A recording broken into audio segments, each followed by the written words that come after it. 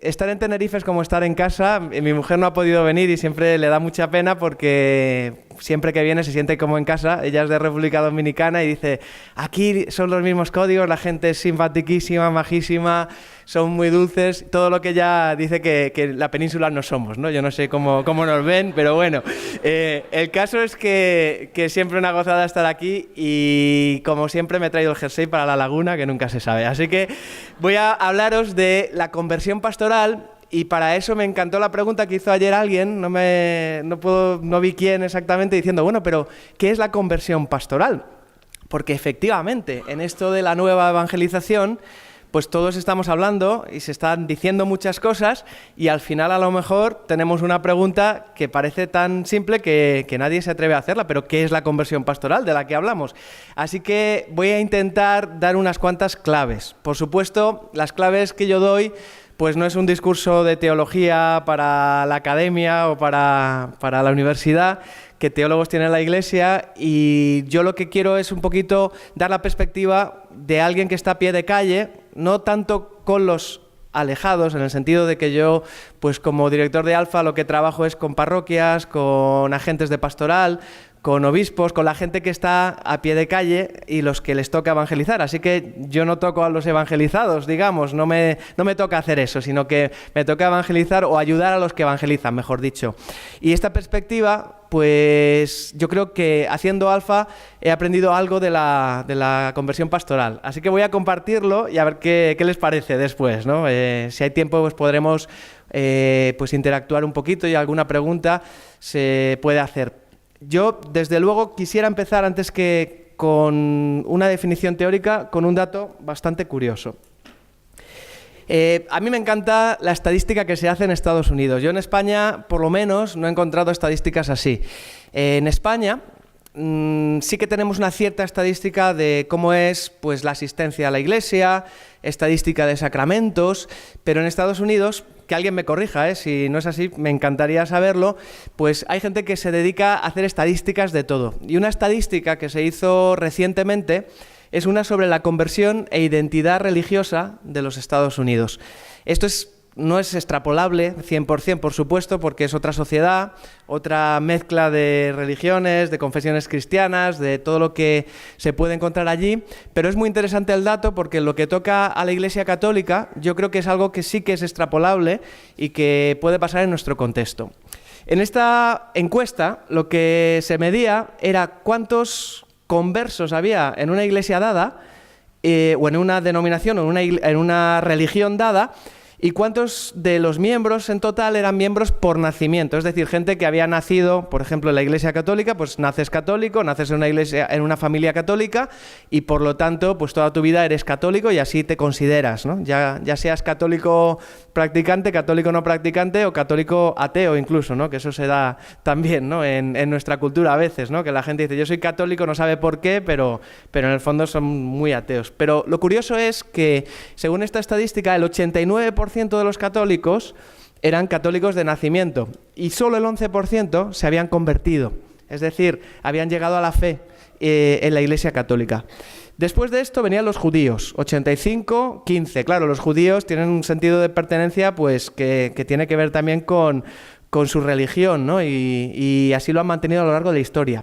Los ortodoxos, 77-23, los mormones, 74-26, los musulmanes, 60-40 y los protestantes evangélicos, dice, del 51 al 49. Aquí ya vemos una iglesia que casi la mitad de la gente que entra en ella es gente que se ha convertido en esa iglesia y en cambio la otra mitad es gente que ha nacido en esa iglesia. Seguimos bajando y ya los budistas, claro, yo me imagino a Richard Gere y todos los actores y esa gente que dice que son budistas, pues en Estados Unidos el 73% son convertidos, ¿no? Y el 27% habían nacido budistas. Y luego, esta es otra estadística curiosa, sin afiliación significa gente que no se considera religiosa o que no tiene ningún credo, y se ve que el 21% de la gente en Estados Unidos nació sin credo, en un hogar sin credo, sin religión, y el 79% perdieron su religión en algún momento y se convirtieron en sin afiliación. Es una traducción del inglés que hago así más o menos chapuceramente, pero lo interesante y lo relevante de esto es que vemos que aquí no sale, porque la estadística esa no se ofrece. La única religión que tiene más miembros por nacimiento que la cristiana, que la católica, es la de los hindús, ¿no? Los hindús nacen en un sistema de castas y si eres de esta casta, permanecen en esta casta toda la vida y no se mueven. Y vemos que los católicos, pues somos los primeros, por lo menos en cuanto a lo censado, por lo menos en Estados Unidos, pero yo creo que se parece bastante. ¿Qué significa esto? ¿Qué quieren decir estos datos? ¿Cómo los procesamos, los digerimos? Bueno, yo voy a definir una cosa que es aquello con lo que quiero que salgan de esta ponencia. Esto significa que somos una iglesia de segundo momento y no de primer momento. Una iglesia de segundo momento y no de primer momento. Es decir, una iglesia en la que se dio una evangelización, en la iglesia primitiva se dio la evangelización primera, es el primer anuncio por la predicación de los apóstoles, después se empezaron a formar las comunidades y eso generó, pues eventualmente, las parroquias y generó todo un sistema, las diócesis, y llegamos hasta hoy en día. Con esto me he liquidado toda la historia de la Iglesia. Cualquier teólogo que me vea aquí va a decir, bueno, vamos. Pero básicamente, una Iglesia que el primer momento, el momento cero, es la resurrección, que nace en Pentecostés, se convierte en una Iglesia establecida, una Iglesia pues con la sucesión apostólica, una Iglesia que se va desarrollando a lo largo de la historia, y hoy en día podríamos definirla como una Iglesia de segundo momento. Y lo dejo aquí, ya lo explicaré más adelante. Una iglesia de primer momento es la que está haciendo conversos todo el rato, ¿no? Es ese momento en el que nace la iglesia y no hay nadie en la iglesia, con lo cual hay que hacer conversos, ¿no?, para tener iglesia. La del segundo momento es la que ya vive con los que ya se convirtieron o con esa inercia. Y claro, estas estadísticas nos dicen que, curiosamente, crecemos con los de dentro, casi por demografía. Y efectivamente, si ves las estadísticas mundiales de la Iglesia Católica, no está tan mal como en Europa en general. O sea, hay lugares donde crece. ¿Pero por qué crece? ¿Crece por demografía o por conversiones? Y esta es la gran pregunta. Aquí, por lo menos, en la vieja Europa, ¿no?, en lo que queda de esos rescoldos de cristianismo, pues vemos que sí, hasta ahora ha sido el caso. Hemos crecido por demografía, pero ahora ni siquiera es el caso. Estamos empezando a decrecer y de una manera alarmante. Pues dejo ahí el dato. ¿Qué está pasando en la Iglesia? ¿Qué pasa en nuestra querida Iglesia? Y para eso voy a empezar por el final. En febrero de 2016, la Conferencia Episcopal pues ha hecho un plan pastoral y se ha publicado, que tiene pues varios objetivos. Y uno de los objetivos, que a mí es una expresión que me encanta, es poner en estado de misión permanente a la Iglesia de España. Y para ello, animar a las comunidades cristianas y a los evangelizadores de toda clase y condición, a que con sus vidas irradien en el mundo la alegría de Cristo que ellos han recibido. Vamos, lo que se está haciendo aquí, ¿no?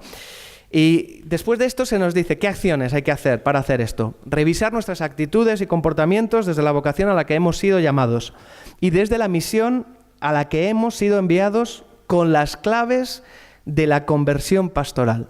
Y aquí cita la Evangelii Gaudium del 19 al 49. Este es el final, es decir, lo último que ha pasado, por decirlo así. Bueno, lo último es el Congreso de Tenerife y de la Diócesis de Tenerife, pero hay una llamada general, hay una historia, hay un recorrido, desde el Concilio Vaticano II, pasando por la Evangelii Nuntiandi de Pablo VI, Juan Pablo II con la llamada a la nueva evangelización. Un hito en el camino muy importante es la Quinta Asamblea del Episcopado de Latinoamérica, de Aparecida, del 2007, en el que se habla de este despertar misionero y de poner a la Iglesia en estado de misión.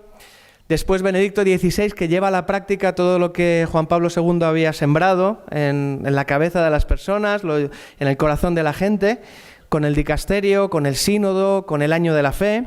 Y después Francisco, que es como el papa de realización, ¿no?, de todo lo que viene desde atrás, desde el Concilio Vaticano II, el momento de concreción.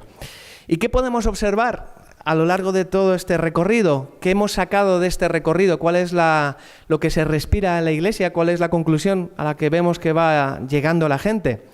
Efectivamente, la gente quiere salir. Nos estamos poniendo en dinámica de salida, en situación de vamos a evangelizar, vamos a hacer la misión, vamos a salir afuera. Asociamos la nueva evangelización con una Iglesia en salida, aunque a veces pueden pasar cosas, ¿no?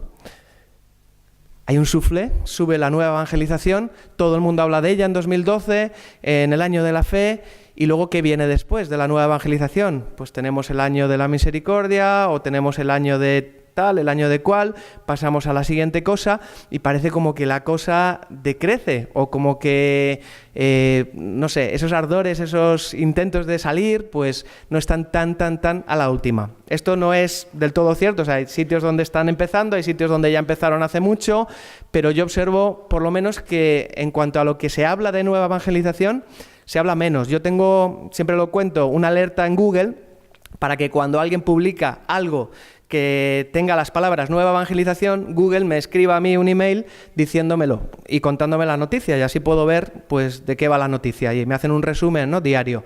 Y antes, cuando estaba esto en auge, ¿no?, en 2012, 2013, incluso 2014, pues me llegaban 6, 7 noticias casi por día, y ahora me llega 1, 2 y como mucho 3 a la semana, y no necesariamente tienen que ver con la nueva evangelización.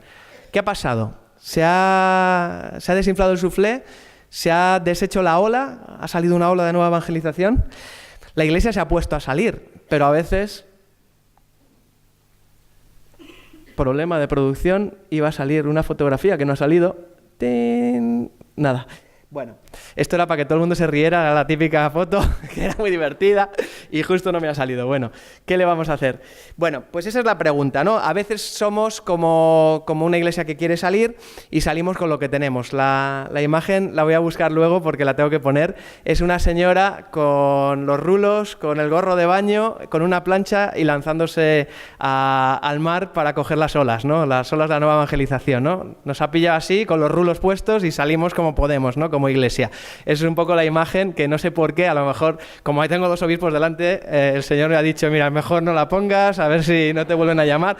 Bueno, el caso es que se observa esto y se observa una falta de concreción a veces de la nueva evangelización. Como la pregunta de ayer, bueno, pero ¿en qué consiste? ¿En qué consiste esto? Por lo menos en algunos sectores de la iglesia, en algunos lugares, sí se habla, venga, vamos a salir, pero ¿de qué se trata? El Papa en Río de Janeiro habló del tema de ser discípulos misioneros, y es una constante que viene desde Aparecida. Y yo creo que nos quedamos con la mitad de la copla, es decir, nos quedamos con lo de misioneros y se nos olvida lo de discípulos. Queremos salir con los rulos puestos, eso es ser misioneros, pero ¿acaso somos discípulos como para poder salir, ¿no? Un poco lo que decía Monseñor Nouvel ayer, el tema de mirar cómo estamos y mirar nuestra realidad pastoral y mirar dónde y cuándo y con quiénes podemos salir. Bueno, vamos a ir concretando. ¿A qué está llamando la Iglesia? ¿A qué está llamando en este momento tan crucial, yo creo, para la historia, ¿no? Porque es un momento realmente de cambios y un momento de cambios para la Iglesia. Evangelii Gaudium 25 dice lo siguiente: espero que todas las comunidades procuren poner los medios necesarios para avanzar en el camino de una conversión pastoral y misionera, que no puede dejar las cosas como están. Ya no sirve una simple administración. Constituyámonos en todas las regiones de la tierra en un estado permanente de misión. Ya vemos esta expresión, estado permanente de misión, que viene de Aparecida, que es ese documento de 2007 que hablaba de cambiar las estructuras caducas y hablaba de estructuras eclesiales, aquellas que ya no servían para el fin de la Iglesia. El fin de la Iglesia, que es evangelizar, como nos recordó Benedicto XVI en la apertura del sínodo. El Evangelii Gaudium 25 se sigue diciendo: la reforma de las estructuras que exige la conversión pastoral para que toda estructura eclesial se convierta en un cauce adecuado para la evangelización del mundo actual más que para la autopreservación. Seguimos hablando de la conversión pastoral y seguimos sin tener una definición de la conversión pastoral, pero vamos viendo pistas. Es una conversión pastoral y misionera que tiene que ver con la renovación de las estructuras que nos decía, no lo dice el Evangelii Gaudium, lo decía Aparecida, caducas, pero el Evangelii Gaudium en su capítulo, en su punto 26, dice que hay estructuras eclesiales que pueden llegar a condicionar el dinamismo evangelizador y que por buenas que sean, viene a decir, por mucho que hayan servido, a lo mejor ahora no sirven. Y son estructuras, son cosas que no son la esencia, que tenemos que cambiar. Por lo tanto, el Evangelii Gaudium nos llama a una revisión. Y la revisión a la que nos llama tiene que ver con un constante discernimiento. Estamos en el año del discernimiento. El plan pastoral de la Conferencia Episcopal tiene que ver con el discernimiento. A mí me gustaría ya realización, soy impaciente, ¿no? Quisiera ya que dejemos de dar vueltas al tema, pero es muy sabio pedir discernimiento y yo creo que esa es la realidad de la mayoría de las parroquias. Hay que hacer un discernimiento antes de lanzarse a la playa y lanzarse ahí a las olas como sea, con la plancha y con los rulos. Me da rabia que no tengo la foto porque esto de contarlo, yo no sé, si me permitís un segundo, os voy a poner la foto.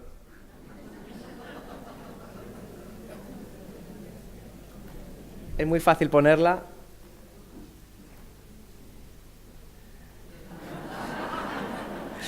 Esto es un poquito, no sé si es la imagen, si alguno se siente identificado, pero bueno, así ya sabéis de qué estoy hablando por lo menos. Vamos a volver, porque esto no es serio si lo dejo ahí. Bueno, pues decía que está bien el discernimiento. Este discernimiento, dice la Evangelii Gaudium, pues habla de estas cosas que pueden ser bellas, pero que ahora no prestan el mismo servicio en orden a la transmisión del Evangelio. Y dice, no tengamos miedo a revisarlas. Del mismo modo habla de normas, preceptos eclesiales que pueden haber sido eficaces, pero que ya no tienen la misma fuerza educativa como cauces de vida. Bueno, esto ya va sonando a vamos a salir de nuestra comodidad en muchas cosas, porque es poco cómodo. En Aparecida se dice lo siguiente, ninguna comunidad, en el 365, debe excusarse de entrar decididamente con todas sus fuerzas en los procesos constantes de renovación misionera y de abandonar las estructuras caducas que ya no favorecen la transmisión de la fe. Así que, siguiendo al hilo de esto, el plan pastoral de la Conferencia Episcopal nos habla de este objetivo. Siguiendo las orientaciones del Magisterio Pontificio, la Evangelii Nuntiandi, la Evangelii Gaudium, vamos a hacer reuniones, encuentros, reflexión, diagnóstico, contenidos, estructuras, actitudes, métodos, experiencias existentes, cambios necesarios. ¿Cuál es la acción que nos pide? Revisar a la luz de la conversión pastoral. Evangelii Gaudium ahora cambia y dice del 1 al 15, ¿no? Antes decía del 19 al 49. Todo aquello que hacemos, especialmente las actividades pastorales y las costumbres ordinarias que ya no prestan hoy el mismo servicio que antes en orden a la transmisión del Evangelio. Está claro, hemos recibido el magisterio entre el concilio y todo lo que ha venido después, y Aparecida, el Papa Francisco que estuvo muy metido en lo de Aparecida, la Evangelii Gaudium, todo eso apunta hacia la conversión pastoral. Pero ¿cuáles son las claves a las que alude la Conferencia Episcopal? ¿Cuáles son las claves de la conversión pastoral? ¿Cuál es la luz de la conversión pastoral? Y aquí es donde faltan explicaciones. Yo no sé si voy a dar un salto al vacío porque no hay una definición súper explícita, pero se puede leer en muchas cosas de las que hace y dice la Iglesia y en lo que estamos viviendo. Bueno, que me corrijan los teólogos luego y sobre todo los catequetas y la gente que sabe más que yo. Pero, ¿cuál es el análisis que yo hago? Primero, estamos en crisis y hay que hacer un análisis en profundidad de la crisis del sistema o estructura pastoral en la que vivimos. O sea, vivimos en un sistema pastoral, una manera pastoral de hacer las cosas, una manera de transmitir la fe, que obviamente está en crisis porque no llega o no está funcionando. Si vemos las estadísticas que ofrece la Conferencia Episcopal para la campaña de Por Tantos, que también tiene una estadística de desempeño pastoral, vemos que entre 2012 y 2013, si había como, así a grosso modo, 600.000 personas que se bautizan, que reciben la primera comunión, que se confirman y se casan, en 2012, ahora en 2013, entonces, porque las estadísticas llegan retrasadas, pues se ha bajado a unas 400.000. O sea, hay un declive bastante pronunciado. Y esto es parte del análisis que hay que hacer. Yo solo voy a dar un punto de análisis que nos puede ayudar a pensar en nuestro sistema pastoral y cómo está organizado. Os voy a contar una visita que hice el año pasado en verano. Yo no sé si alguien reconocerá este sitio, esto lo dejo para el taller. Si alguien lo reconoce, que me lo diga. Esto soy yo en un estado de Estados Unidos, Nuevo México, donde uno encuentra cosas curiosas. Ahí digo, bueno, Madrid, Cerrillos. He visto que en Santa Cruz está el Paseo Cerrillo, pero no he visto que haya los Cerrillos, ¿no?, como sitio, y Albuquerque, ¿no? Yo estaba por ahí. Y fui a misa en una iglesia de habla hispana donde todos eran mexicanos menos el cura, que era cubano. Y entonces el cura estaba celebrando bautismos a la vez que dentro de la misa.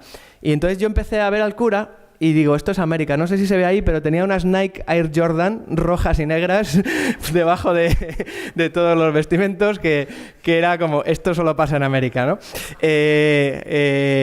Luego los curas irán a comprar unas. Aquí dicen la conversión pastoral y tal, ¿no? Bueno, ¿qué estaba haciendo el sacerdote en ese día? Pues bautizar. Y entonces, pues bautizó unos cuantos niños, se tiró la gente la foto para el Facebook, ¿no? Lo típico ya hoy en día también, y dijo, tenemos 8 nuevos cristianos. Y es verdad, una verdad teológica, una verdad ontológica profunda, pero pastoralmente, ¿qué significa esto? ¿Qué hemos creado? ¿Qué hemos hecho? La catequesis Tradende, una de las primeras cosas que hizo el Papa San Juan Pablo II, dijo lo siguiente: un cierto número de niños bautizados, dice un cierto número, no sé, era 1979, si no me equivoco, en su infancia llega a la catequesis parroquial sin haber recibido alguna iniciación en la fe, o iniciación en la fe alguna, y sin tener todavía adhesión alguna explícita y personal a Jesucristo, sino solamente la capacidad de creer puesta en ellos por el bautismo y la presencia del Espíritu Santo. Esto es muy interesante, ¿eh? Que se diga ya por aquel entonces. O sea, estamos bautizando a niños que todavía no tienen una adhesión explícita y personal a Jesucristo. El Papa Juan Pablo II habló de esto, la adhesión personal y explícita a Jesucristo, sino esa capacidad que les da el bautismo de creer. Falta esta adhesión en la Iglesia, falta esta adhesión en nuestro sistema pastoral, en nuestra estructura pastoral. Es una Iglesia en que generamos cristianos, pues sí, generamos cristianos nominales, también sacramentalmente han recibido esa huella indeleble que es el bautismo, pero es una Iglesia que, como definía un sacerdote también de Estados Unidos, que tiene un libro muy interesante, que se llama Reconstruye tu parroquia, el padre Michael White, es una Iglesia de consumistas. Está produciendo gente que viene a consumir dentro de un sistema pastoral. Y yo añadiría que alimenta bebés en la fe, ¿no? Que reciben la leche, que reciben un alimento básico, pero que no maduran ni alcanzan esa madurez en Cristo, que es la relación y la adhesión explícita y personal a Jesucristo. Y eso es, por lo menos, visto desde fuera, lo que produce el sistema en general. Por supuesto, no podemos generalizar y decir que esto es todo lo que hay, si no, no estaríamos aquí, ni esto es todo el trabajo que se hace. Pues es un trabajo desigual, dependiendo dónde, pero se podría definir así. Yo creo que mucha gente estaría de acuerdo. Es una Iglesia que no convierte, como decía al principio, como se veía en la estadística, en la que se nace, más que uno se convierte en ella. Es una Iglesia que no envía, aunque envíe en la confirmación, todos hemos sido enviados en la confirmación, pero estamos ahora despertando a la evangelización precisamente porque hacía falta despertar a ella, hacía falta despertar a la misión. Estábamos muy bien en nuestra propia autorreferencialidad, como dice el Papa, ¿no? Estaba muy bien en cuidar a las ovejas que estaban dentro, en mantener esas ovejas, pero en general, aunque envíe formalmente, ni convierte ni envía efectivamente. Salvados los misioneros, por supuesto, y su magnífica labor, ¿no?, que tienen. Y esta es la estructura, este es el sistema pastoral que toca reformar, que toca cambiar. Un sistema obsesionado con sacramentalizar, y digo bien obsesionado porque luego a la hora de sacar pecho, cuando alguien va a sacar pecho, la estadística es: tengo tantos bautizados, tengo tantas primeras comuniones, tengo tantas confirmaciones y tengo tantos matrimonios, ¿no?, que hemos celebrado. Y parece que esa estadística lo es todo. Y efectivamente, ¿cuántos sacerdotes están dando su vida meritoriamente, heroicamente, en este sistema y están alimentando a un pueblo que decrece y no tienen tiempo para salir afuera, porque viven alimentando y conservando a los que ya están? En esta Iglesia se ha olvidado este paso de fe previo a los sacramentos. En la Iglesia primitiva, a la predicación seguía la conversión. La adhesión personal, la conversión es la adhesión personal a Cristo, a la cual seguía el catecumenado que llevaba a los sacramentos. Y nosotros muy rápido, históricamente, por ser una iglesia de segundo momento, hemos pasado directamente a los sacramentos. Ya hay fe, ya hay familias cristianas, ya hay sociedad cristiana, ya hay escuela cristiana, por lo tanto, pasemos directamente a alimentarnos y a alimentar lo que ya hay dentro. Esa es la estructura pastoral, ese es el sistema pastoral. Y si se nos habla de una conversión pastoral, habrá que pensar en esto. Conversión. ¿Conversión qué? ¿Cambiar qué? ¿Convertir qué? ¿Reformar qué? Si se puede decir. ¿Por qué no acertamos a analizar el problema? Esta es una pregunta que yo me hago, ¿no? Pues cuando ves a la señora con la plancha saliendo a la playa, dices, ¿por qué no acertamos a analizar el problema? Analizamos una parte del problema, vamos a salir, ¿no? Yo pienso que es porque no se nos está pidiendo que cambiemos cosas dentro del sistema, sino que se nos está pidiendo que cambiemos el sistema mismo, el sistema pastoral, la estructura pastoral, que tiene que ver con la conversión pastoral. El Papa Francisco dijo, no es una época de cambios, es un cambio de épocas. Eso es lo que asistimos en el mundo entero. Aquí hay un cambio de época. Yo creo que en los libros de historia habrá un punto que no sé si será el día de las Torres Gemelas, el día que se inventó Apple, el día que se inventó Internet, pero es una nueva era casi, ¿no? Ha cambiado algo. Filosóficamente estamos en otro momento, ¿no? La sociedad piensa de otra manera y hay un antes y un después. En la Iglesia también. No somos ajenos, ¿no?, a lo que ocurre fuera, pero estamos viviendo también esas consecuencias y esa ola de todo este cambio de cultura tan profundo que se está dando. Y nuestro sistema pastoral nació para una cultura concreta, en un ambiente concreto, en unas circunstancias concretas que ya no se dan, que ya son pasado en general, aunque en algunos sitios todavía conviva un modelo con el otro, conviva una generación con la otra, convivan generaciones, ¿no? Y el reto fundamental, entonces, de la nueva evangelización, claro que es la misión, porque la Iglesia existe para evangelizar, pero cuando se nos dice la Iglesia existe para evangelizar, se nos habla de la esencia misma de la Iglesia, una Iglesia que se tiene que redescubrir, que tiene que recentrarse en Jesucristo, en el momento primero, en el primer anuncio, en el hecho primero, en la comunidad primitiva de la Iglesia, en la comunidad celular de la Iglesia, ese principio de la historia, ¿no? Ese volver a ese principio de la historia. Y por lo tanto, para mí, el reto fundamental no es simplemente que salgamos, no es simplemente que hagamos misión, es el cambio de paradigma y de visión de la gente. Cambio de paradigma tiene que ver con el cambio de estructura, el modelo o el presupuesto con el que trabajamos, cambio de visión, cómo vemos la proyección, hacia dónde vamos, ¿no? El padre James Mallon, que ahora pues, los sacerdotes tienen un taller con el obispo Nouvel sobre el libro que ha escrito, habla del cambio de cultura. Llamémoslo como queramos, cambio de paradigma, cambio de visión, cambio de cultura. Esto es la conversión pastoral, un cambio profundo. La conversión pastoral es pasar de ser una iglesia de segundo momento a ser una iglesia de primer momento. Simplemente esto. Yo, con que nos quedemos con esta frase, me doy por contento con la ponencia. Pasar del segundo momento al primer momento para recuperar el ciclo de la Iglesia. ¿Cuál es el ciclo natural de vida de la Iglesia?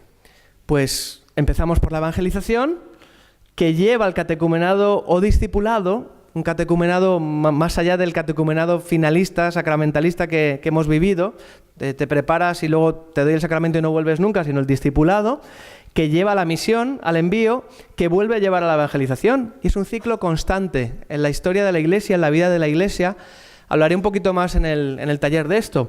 Pero este ciclo hace falta reiniciarlo. Es así de simple. A lo mejor estamos aquí, nos hemos quedado en un punto entre este y este. A lo mejor estamos entre este y este. A lo mejor nos hemos atrancado aquí. No sé dónde nos hemos atrancado. Hace falta que corra el aire otra vez, que corra el ciclo.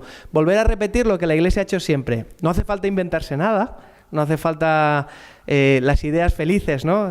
Decía ayer el obispo, líbranos Señor, de las ideas felices, ¿no? Que tiene uno, que tiene otro. Volvamos a hacer lo que hace la Iglesia, lo que hizo siempre la Iglesia. Volvamos a generar cristianos por medio de la predicación que lleva a la conversión, que lleva al discipulado, que lleva a la misión. Una Iglesia sana anuncia, discipula y envía. Y eso es todo lo que hace, todo el rato, ¿no? Y esto no es opcional. No es opcional no porque, como salió ayer, nos estemos muriendo y haya que hacer algo, y que es verdad, que está ocurriendo. No es opcional porque es la esencia misma nuestra como cristianos. Si queremos recuperar nuestra esencia, nuestra identidad más profunda, madurar en Cristo como comunidades, como iglesia, debemos recuperar esto. O si no, corremos el riesgo de mantenernos en la infancia. Y es un momento de oportunidad, un momento de cambio, un momento de olas que crecen, otras que fenecen, olas que suben, olas que bajan. Hay que subirse a esta ola nueva en la iglesia, que es un viento fresco, que viene del concilio, no hay ninguna falta de continuidad, al revés, y que sigue evolucionando hacia la conversión pastoral, porque todo lleva a la conversión pastoral. Y yo digo, ¿por qué no analizamos? ¿Por qué fallamos a la hora de analizar el problema? Y también por qué no acertamos a veces a la hora de rezar el problema. Porque a lo mejor estamos pidiendo al Señor, Señor, dame gente, Señor, dame vocaciones, Señor, que no se hunda mi parroquia, que no se hunda el techo, que me llegue el presupuesto.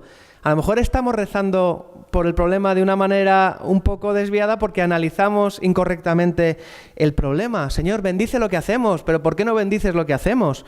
En vez de, Señor, hazme o dame a hacer lo que tú bendices. ¿Y qué es lo que estás bendiciendo? La nueva evangelización, la conversión pastoral, el primer anuncio, el discipulado, vamos por ahí, ¿no? Yo, como Alfa España, este año, al principio de año, lanzamos un día de oración. Un día de oración por la evangelización de España, que lo quisimos hacer coincidir con un día que lanzó la conferencia episcopal de ayuno y oración. No sé si les suena aquí esto de ese día, ¿no? Yo no sé cuánta gente lo ha hecho. A mí en la iglesia el domingo nadie me dijo, oye, no sé si era un martes, un miércoles, no me acuerdo, vamos a hacer ayuno y oración todos por la evangelización de España.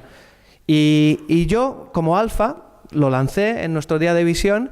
Y he de confesar que la respuesta me pareció un poco fría, ¿no? La gente estaba ahí para aprender Alfa, ya estaban haciendo Alfa, están metidos en la nueva evangelización hasta las trancas, pero como que no despertó unos grandes entusiasmos, ¿no? Luego ya mejoró un poquito cuando lanzamos la iniciativa. En la parroquia donde estamos se lanzó una capilla en la que se hizo como una capilla de oración en la que se hizo oración durante 24 horas, durante 7 días, que fue un éxito, o sea, llenazo total hasta las 4 de la mañana. El párroco no cabía de gozo, ¿no? Pues decía, pues esta iglesia sabe rezar, sabemos rezar, ¿no? A lo mejor solo nos falta saber por qué rezar, analizar el problema para poder también, pues, interceder por el problema. La segunda pregunta que yo me hago es ¿por qué no llevamos a cabo una conversión profunda? Tiene que ver con el análisis del problema.